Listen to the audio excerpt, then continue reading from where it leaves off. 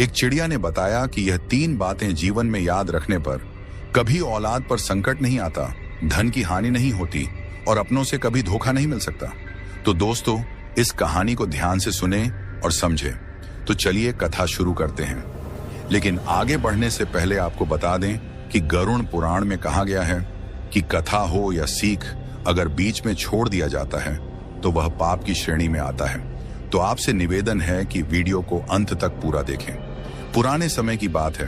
टीकमगढ़ राज्य के राजा का एक बेटा हुआ था जिसका नाम था सिद्धार्थ। राजकुमार सिद्धार्थ का एक नियम था।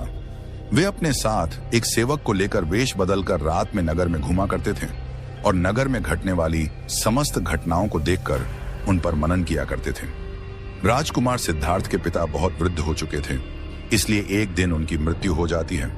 उसके बाद राजकुमार सिद्धार्थ को ही वहां का राजा बनाया जाता है। राजा बनने के बाद भी राजकुमार ने अपने नगर में घूमना बंद नहीं किया। हाँ, इतना जरूर था, पहले उनके साथ एक सेवक रहता था, अब वे अपने साथ एक मंत्री को रखते थे। एक दिन राजकुमार सिद्धार्थ और उनके मंत्री वेश बदलकर नगर में घूम रहे थे। जब वे एक गली से होकर गुजर रहे थे तो उन्हें घर के अंदर से कुछ स्त्रियों के बोलने बतियाने की आवाज आती है।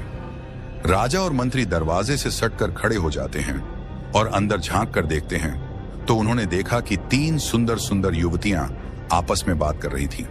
बातों से लग रहा था वे तीनों आपस में बहनें हैं। वे तीनों अपनी अपनी पसंद के बारे में बातचीत कर रही थीं। बड़ी बहन कहती है, बहनों, मुझे तो स्वादिष्ट भोजन खाने का बड़ा शौक है। मैं तो अपना विवाह किसी राजा के रसोइये से कराऊंगी ताकि स्वादिष्ट भोजन खाने को मिलता रहे।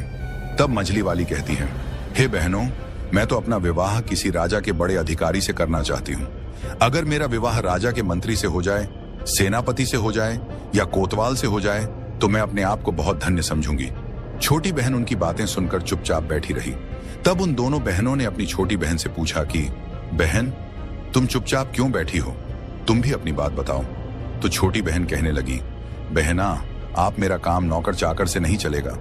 मैं तो अपना विवाह राजा से करूंगी ताकि तुम दोनों के पतियों पर मैं हुक्म चला सकूं।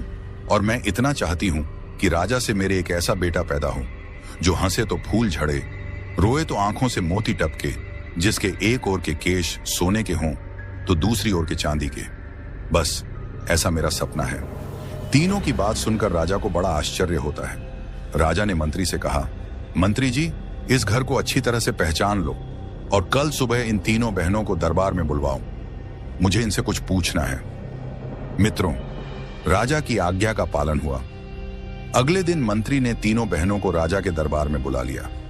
राजा ने देखा कि उन तीनों में से